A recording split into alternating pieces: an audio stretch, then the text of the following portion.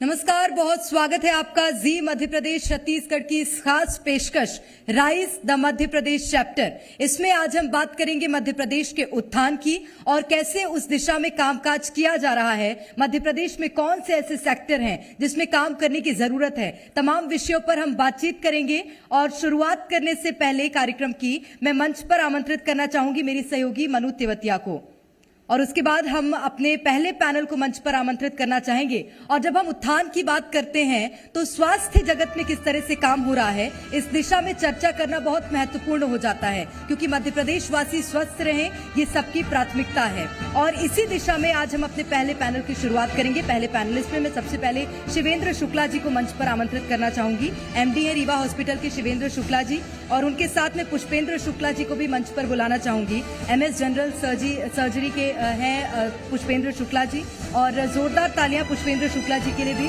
और स्वास्थ्य जगत में किस तरह से काम हो रहा है इनसे बातचीत करेंगे। अर्पित चोपड़ा जी भी इस चर्चा में हमारे साथ जुड़ेंगे। MD है homeopathy critical and surgical disease आरोग्य सुपर स्पेशलिटी हॉस्पिटल के। इसी के साथ दीपक खंडेलवाल जी हमारे साथ मंच पर होंगे चर्चा में। MD है आरोग्य हॉस्पिटल छिंदवाड़ा से हैं, और आरोग्य हॉस्पिटल की मैं खासियत आपको बता देती हूँ। जिले का पहला NABH हॉस्पिटल है, पहला आयुष्मान भारत हॉस्पिटल है, और पहला कैशलेस इंश्योरेंस वाला हॉस्पिटल भी ये है। और क्या किस तरह से काम हो रहा है, क्या जरूरत है मध्य प्रदेश की, बातचीत करेंगे। Manu, over to you. Thank you so much Prerna. और एक बार फिर से मैं चाहूंगी आप जोरदार तालियों के साथ स्वागत कीजिए हमारे मेहमानों का, क्योंकि ये चारों ही लोग मध्य प्रदेश के स्वास्थ्य में बेहतरीन काम कर रहे हैं और एक महत्वपूर्ण योगदान दे रहे हैं। मैं शुरुआत आपसे करना चाहूंगी मिस्टर शिवेंद्र शुक्ला जी। आपको रीवा हॉस्पिटल की प्रेरणा कहां से मिली, कहां से आपने सोचा कि मध्य प्रदेश के लोगों के स्वास्थ्य के लिए ये जरूरी है? प्रेरणा तो हमेशा परिवार के पिताजी की तरफ से ही आई थी, और उनका ही एक सपना था कि हम रीवा में एक बेहतर हॉस्पिटल खोलें।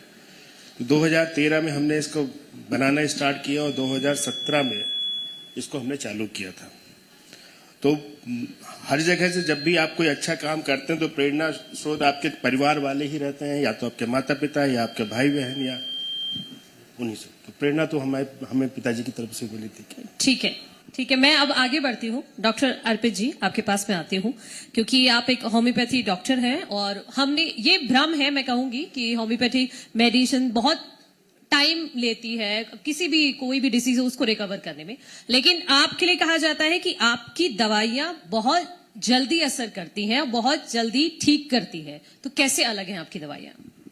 जब भी दुनिया में कुछ अलग करना रहेगा तो उसके लिए विजन अलग करना पड़ता है। होम्योपैथी हमको जो मिली थी एक्चुअली जर्मनी से मिली थी, क्योंकि मेरे पास सर जो खुद हॉस्पिटल संचालित करते हैं, मेरे घर में 19 एलोपैथिक डॉक्टर्स हैं।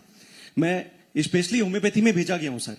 इसका रीजन ये है कि मुझे इस बात ने चौंकाया, 19 एलोपैथिक डॉक्टर्स हैं, उस फैमिली से बिलोंग करता हूं और भेजा गया हूं होम्योपैथी में। इस बात पे मुझे लगता है एक बार जोरदार तालियां हो जानी चाहिए। 19 डॉक्टर।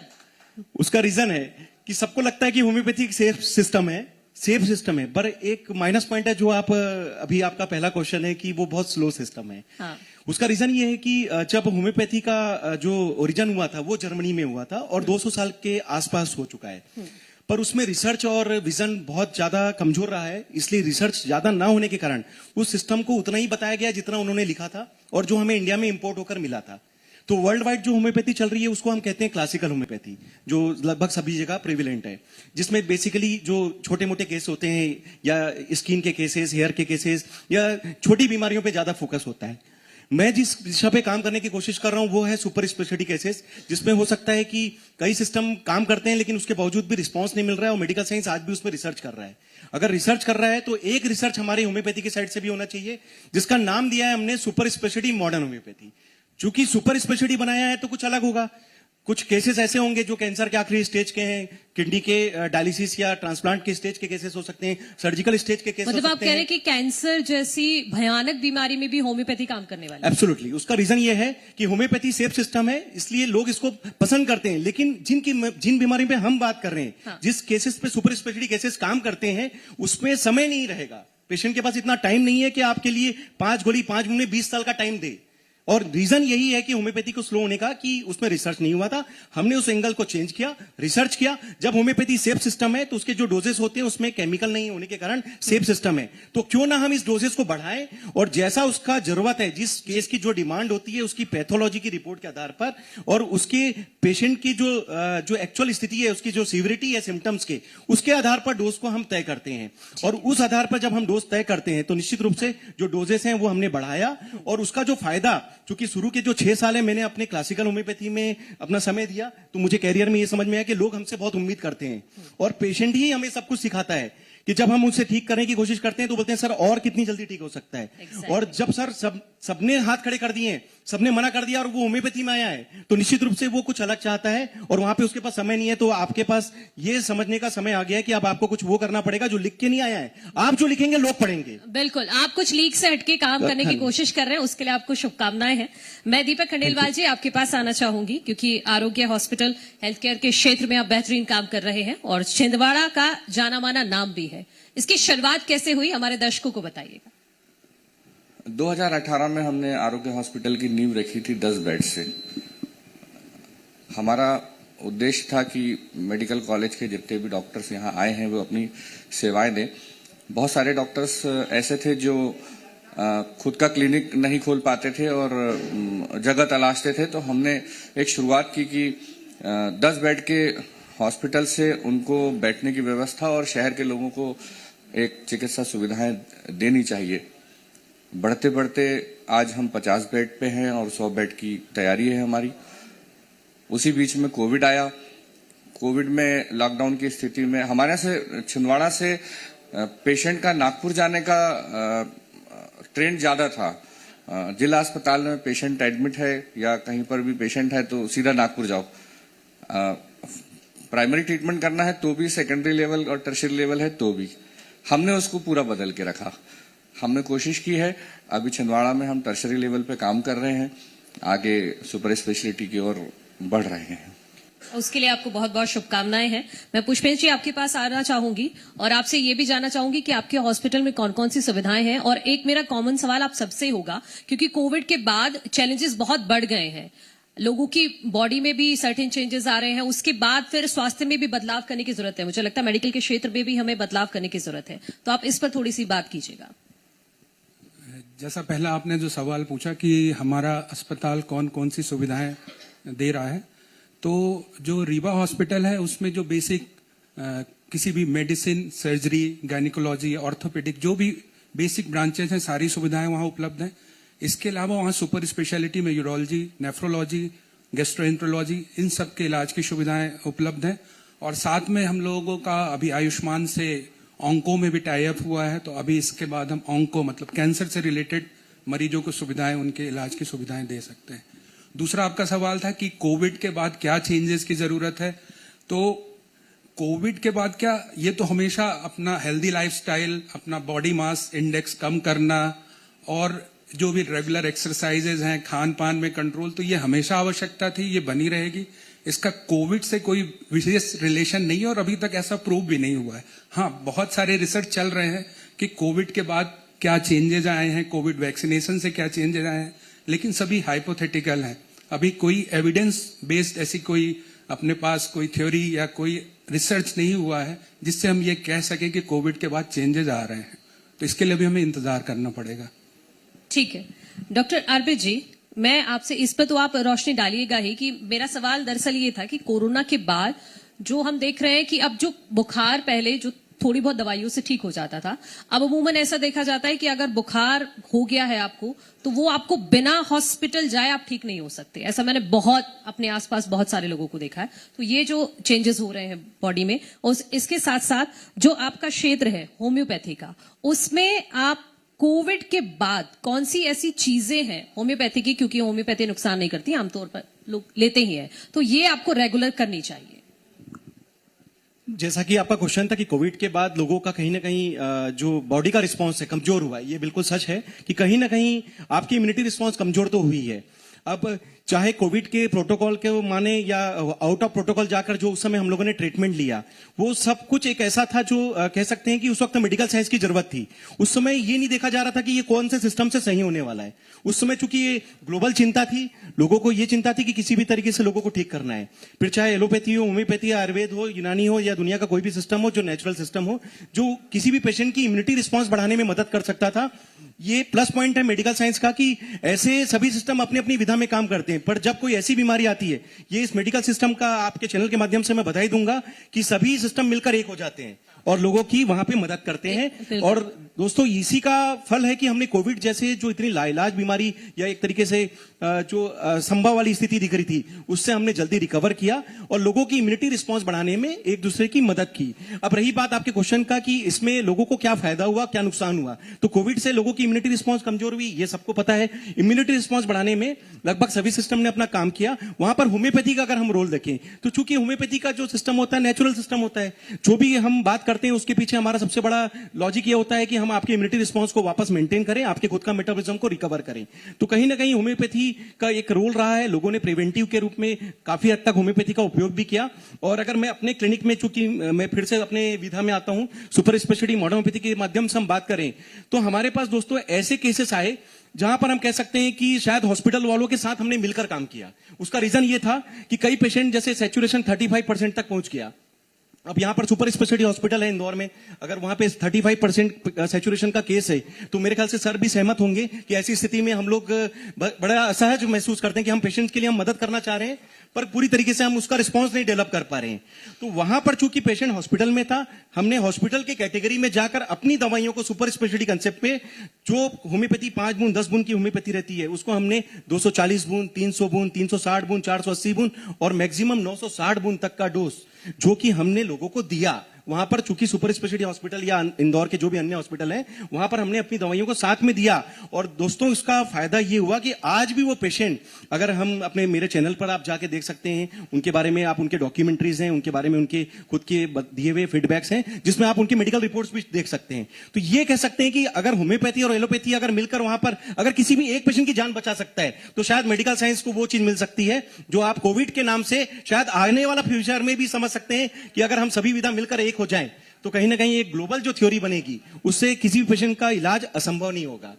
तो ये हमारी यूनिटी कहीं ना कहीं लोगों के ही फायदे में कहीं ना कहीं देखने में आ सकती है। ठीक है, मैं आगे बढ़ते हुए दीपक जी, मैं आपसे सवाल लेना चाहूंगी कि आरोग्य हॉस्पिटल छिंदवाड़ा जिले का पहला NABH है, यानी राष्ट्रीय अस्पताल मानकीकरण बोर्ड, और यहाँ पर क्या क्या सुविधाएं हैं वो हमारे दर्शकों को बताइए। हमारे हॉस्पिटल में सुपर स्पेशलिटी में कार्डियक यूनिट है, जिले का पहला कैथ लैब और कार्डियक सुपर स्पेशलिटी हम लोगों ने स्थापित किया है।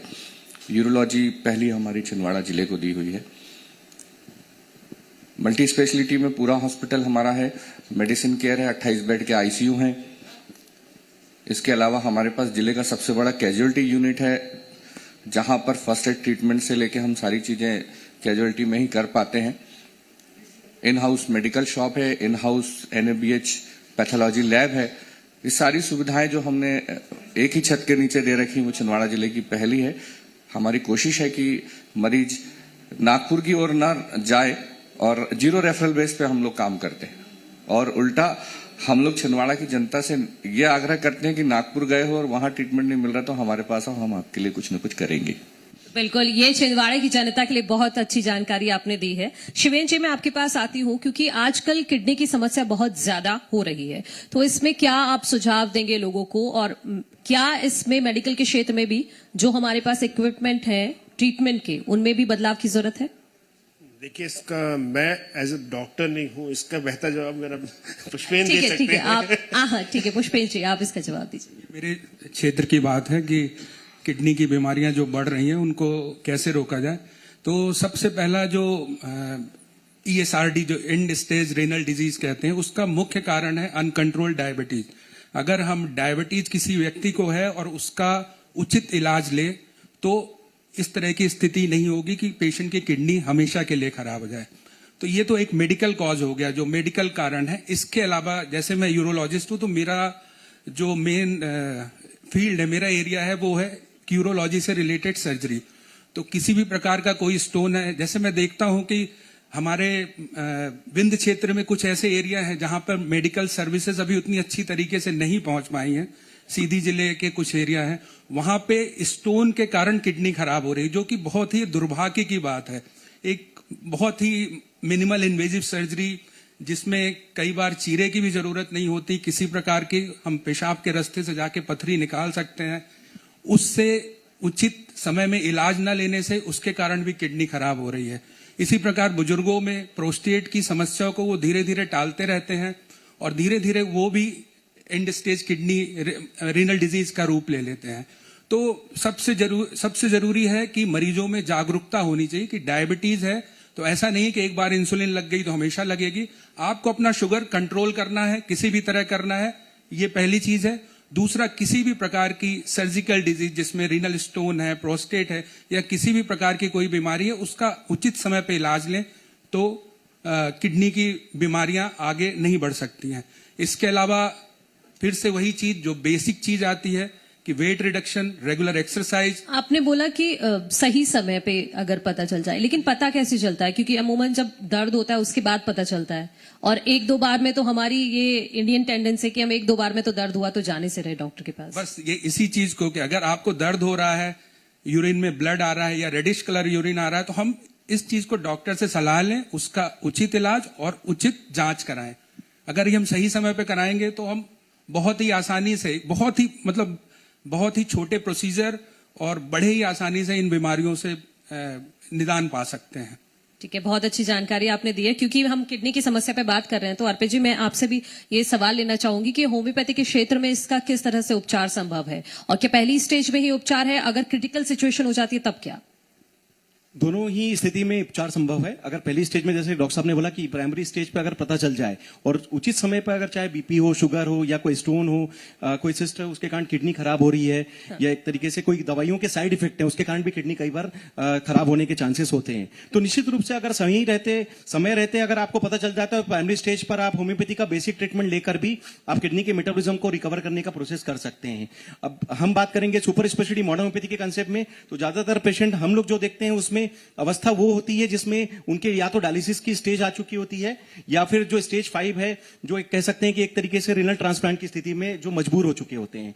तो या तो जीवन भर डायलिसिस कराने की मुद्रा में है, या फिर ट्रांसप्लांट कराकर एक सर्जरी है एक तरीके से, जिसमें हम कह सकते हैं कि हम एक आर्टिफिशियल फिर से एक प्रोसेस करेंगे जिसमें हम एक नेचुरल किडनी को हटाकर फिर से एक दूसरी किडनी को लगाकर प्रोसेस करेंगे, कि कोशिश करेंगे कि ये चल पाएगी या नहीं चल पाएगी। कई चीजों पे उस पे भी संभावना प्लस माइनस हो सकती है। लेकिन मेरा चूंकि इस टॉपिक के माध्यम से आप सभी को एक मैसेज देना चाहता हूं कि आप जितना हो सके, अपनी किडनी अपनी होती है, अपनी किडनी अपनी होती है, ईश्वर ने अगर आपको दिया है तो आप यथासंभव उसको बचाने का प्रयास करें। अगर किसी भी एक सिस्टम से आप अपनी किडनी को बचाने का प्रोसेस कर सकते हैं तो सुपर स्पेशलिटी मॉडर्न होम्योपैथी ही सही, आप उसका उपयोग जरूर कीजिए, क्योंकि हमें विश्वास है कि जिस तरीके से यहां पर बॉडी रिस्पॉन्स हम लोगों का मेंटेन कर पा रहे हैं, इंटरनल मेटाबॉलिज्म हम लोगों का रिकवर कर रहे हैं, किडनी की क्षमता हम अंदर से मेटाबॉलिज्म को रिकवर करके कहीं ना कहीं लोगों को फायदा दे रहे हैं, उसका फायदा ये मिलता है कि अगर आपका बॉडी रिस्पॉन्स एक्टिव रहता है तो केवल जो उसका लॉस हो रहा है, क्रिएटिनिन जैसे बढ़ता है, हम नॉर्मली देखते हैं कि क्रोनिक किडनी डिसीज में क्रिएटिनिन का लेवल बहुत ऊपर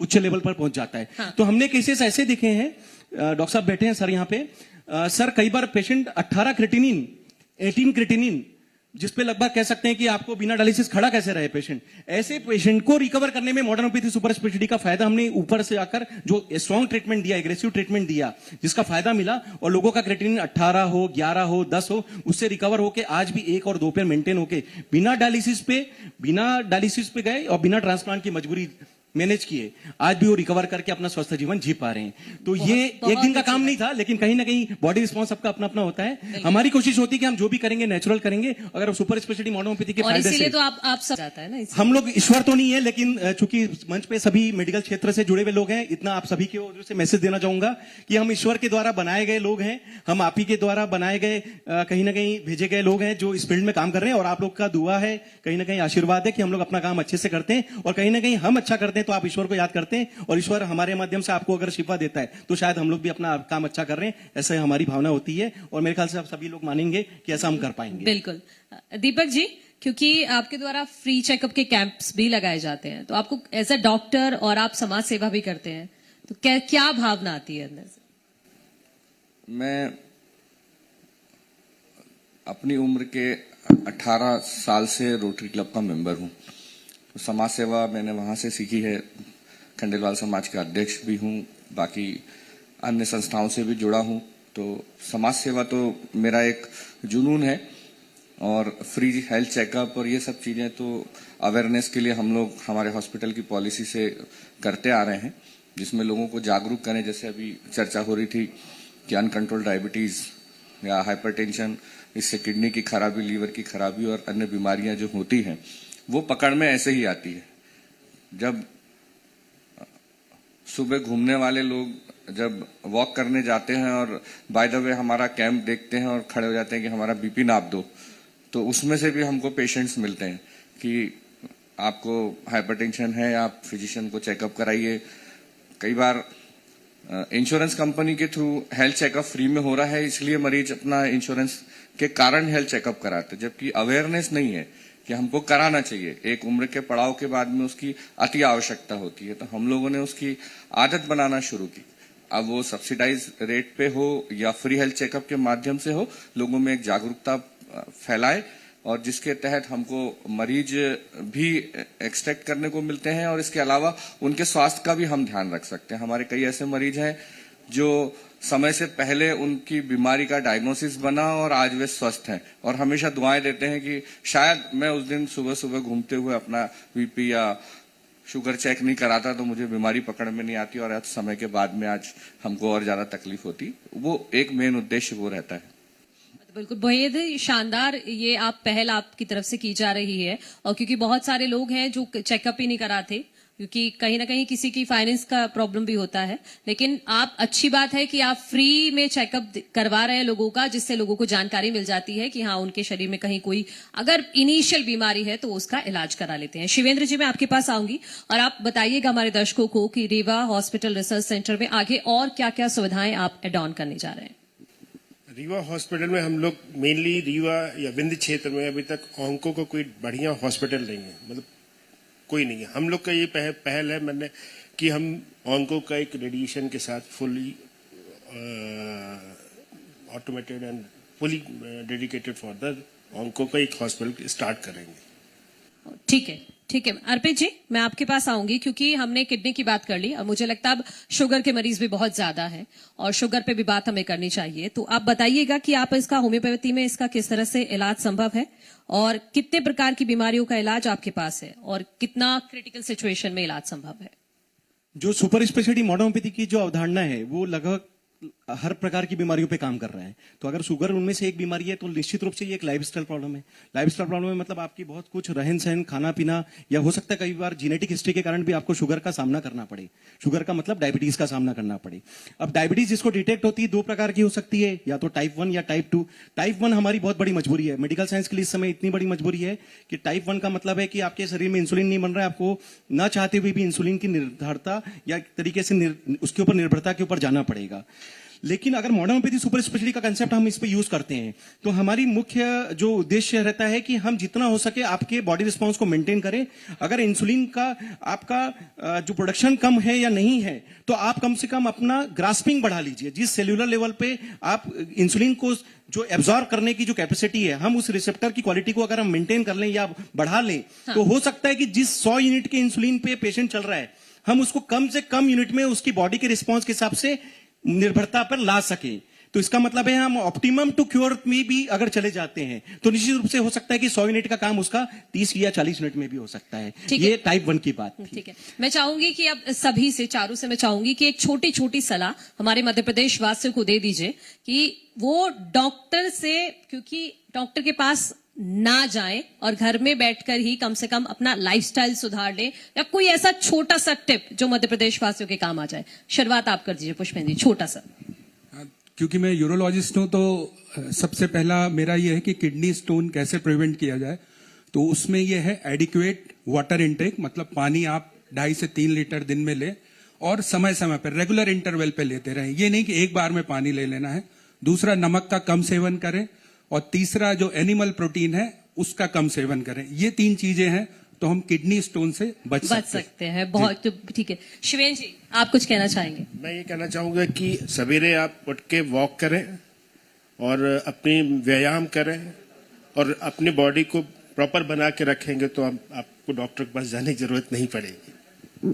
ठीक है, और इसी बीच मैं अपने दर्शकों को भी बता देती हूँ, हमारे साथ मध्य प्रदेश के डेप्यूटी सीएम राजेंद्र शुक्ल जी हमारे साथ जुड़ गए। जोरदार तालियों से उनका स्वागत कीजिए।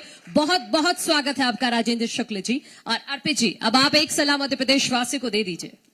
चूंकि हमारे डिप्टी सीएम साहब आ चुके हैं तो मैं तो एक ही चीज कहूंगा कि सर हम लोग बहुत मेहनत कर रहे हैं और आप लोगों का अगर हमको कहीं ना कहीं गाइडेंस मिलता है तो हम मध्य प्रदेश को इस देश का सबसे बढ़िया हेल्थ के मामले में जो राष्ट्र के हिसाब से अगर आप लोगों का सपना है तो हम उसको साकार करने के लिए आपकी जो दिशा है, आपके गाइडेंस में काम करना चाहते हैं। हमें पूरा उद्देश्य है कि आपका जो मार्गदर्शन हमें मिलेगा और हम लोग हेल्थ फील्ड वाले उसमें और अच्छा काम करने की जो हमारी नीति और नियत क्लियर है उसमें हम आगे बढ़ाकर मध्य प्रदेश का नाम आगे जरूर बढ़ा पाएंगे। दीपक जी, छोटी सी सलाह मध्य प्रदेश वासियों के लिए।